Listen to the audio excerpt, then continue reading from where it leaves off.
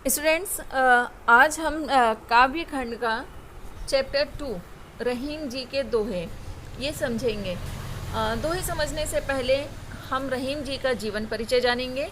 तो रहीम जी का जीवन परिचय जो है इस तरह है। रहीम जी का जन्म लाहौर में, जो अब पाकिस्तान के हिस्से में है, सन 1556 में हुआ था। इनका पूरा नाम अब्दुल रहीम खान खाना था। इनकी भाषा शैली अगर हम देखें तो भाषा शैली में इन्होंने, रहीम जी ने, अरबी, फ़ारसी, संस्कृत और हिंदी के अच्छे जानकार होने के कारण नीतिपरक उक्तियों को इन्होंने उपयोग में लाया है। संस्कृत कवियों की स्पष्ट छाप इनके रचनाओं में दिखाई देती है। रहीम जी जो है अवधी और ब्रज भाषा दोनों ही भाषाओं के अच्छे ज्ञाता थे और इन्होंने अपने काव्य में इन भाषाओं का प्रभावपूर्ण वर्णन किया है। रहीम जी की रचनाओं में कला पक्ष यदि हम देखते हैं तो इनके काव्य का मुख्य विषय जो रहा श्रृंगार, नीति और भक्ति है। रहीम जी बहुत ही लोकप्रिय कवि थे। इनके दोहे जो हैं सभी व्यक्तियों को, आप मनुष्य जो हैं हम सभी को आसानी से याद हो जाते हैं और इनके दोहे हैं सबसे ज़्यादा नीतिपरक, जिनके दैनिक जीवन के दृष्टांत को देखकर कवि ने उन्हें बहुत ही सरल, सहज और बोधगम्य बना दिया है। रहीम जी की जो रचनाएं हैं, रहीम सतसई, श्रृंगार सतसई, मदनाष्टक, रास पंचाध्यायी, रहीम रत्नावली, बरवै, भाषिक, भेद वर्णन, ये सभी कृतियाँ रहीम ग्रंथावली में ही समाहित हैं।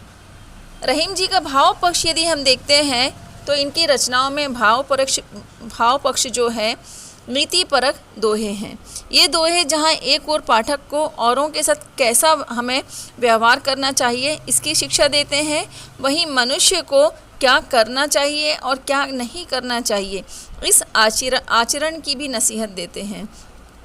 रहीम जी के दोहे यदि हम एक बार पढ़ लें और समझ लें तो इन्हें भूल पाना संभव नहीं है। और जब भी जीवन में इस तरह की परिस्थितियाँ आती हैं तो इनके दोहे अपने आप हमारे सामने आ जाते हैं और इनका चित्र प्रस्तुत हो जाता है, क्योंकि जीवन में जिस भी तरह की घटनाएं घटती हैं इन्होंने अपने दोहों में सभी तरह की घटनाओं को समाहित किया है। अब हम समझेंगे इनके दोहे। पहला दोहा है, रहीमन धागा प्रेम का मत तोड़ो चटकाए, टूटे से फिर ना मिले, मिले गांठ परी जाए। रहीम जी इस दोहे के माध्यम से ये कहना चाहते हैं कि मनुष्य का आपस में जो प्रेम का नाता है, इस प्रेम के नाते को किसी भी हालत में नहीं तोड़ना चाहिए। कैसी भी परिस्थितियाँ क्यों ना हो, कितना ही मनमुटाव, झगड़े या किसी तरह की परिस्थितियाँ आ जाएं, आपसी रिश्तों में प्रेम बना ही रहना चाहिए, क्योंकि यदि एक बार ये प्रेम का नाता टूट जाता है तो दोबारा ये नाता जोड़ना मुश्किल हो जाता है।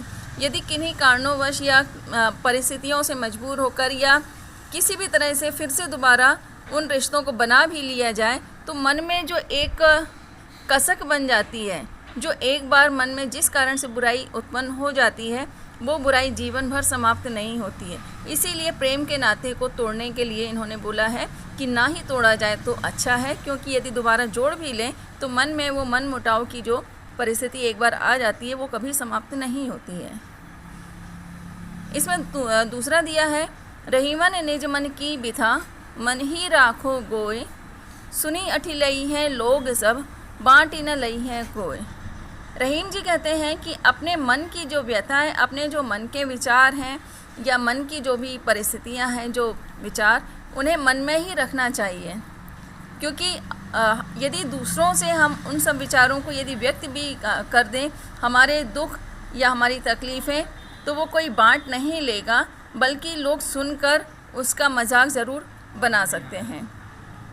इसलिए हमें अपने मन की जो व्यथा है मन में ही रखना चाहिए और दूसरों से इसको नहीं बांटना चाहिए। तीसरा दोहा दिया है, एक साधे सब सधे, सब साधे सब जाए, रहीमन मूल ही सींचिबो, फूले फले अघाए।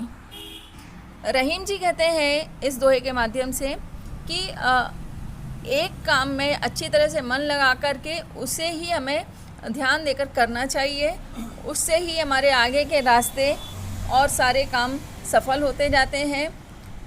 आगे कहते हैं रहीम जी, जिस प्रकार किसी भी पौधे की जड़ को यदि हम सींचते हैं तो पूरा फल अच्छी तरह से फल जाता है, तो इसी तरह से घर के मुखिया हो या कोई भी व्यक्ति हो, उन्हें जो भी काम करें मन लगा कर के एक चित्त होकर एक मन से उसको लगातार करना चाहिए और लगातार प्रयास करते रहना चाहिए।